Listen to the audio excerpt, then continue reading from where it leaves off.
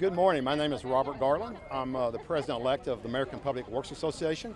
APWA represents over 32,000 members across North America, around 23,000 public works agencies. I'm here today to talk about the McCoys Creek Restoration Project. I'd like to focus on downstream where the creek empties into the St. Johns River.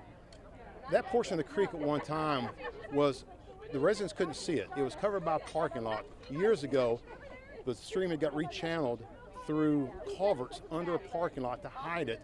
And what that did, it exacerbated the flooding upstream where we're standing now.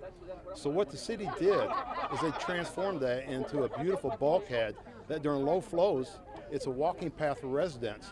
And during high flows, big storm events, it provides the capacity to mitigate flooding where we're standing today. What a great project. To really transform this community, it was about innovation and resilience. And that's what this project reflects. Not only did they daylight this project at the discharge, but they're going to add a floating wetlands. What the floating wetlands will do will track aquatic life and restore the aquatic life at the discharge point of the creek in the St. Johns River.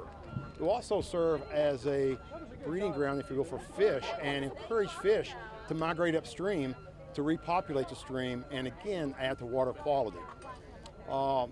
As part of this project also, just north of the discharge, there'll be a new park area, so adding some green space for the city and for the residents. And the residents have been very patient during the construction of this project, and this is really about the residents and the environment.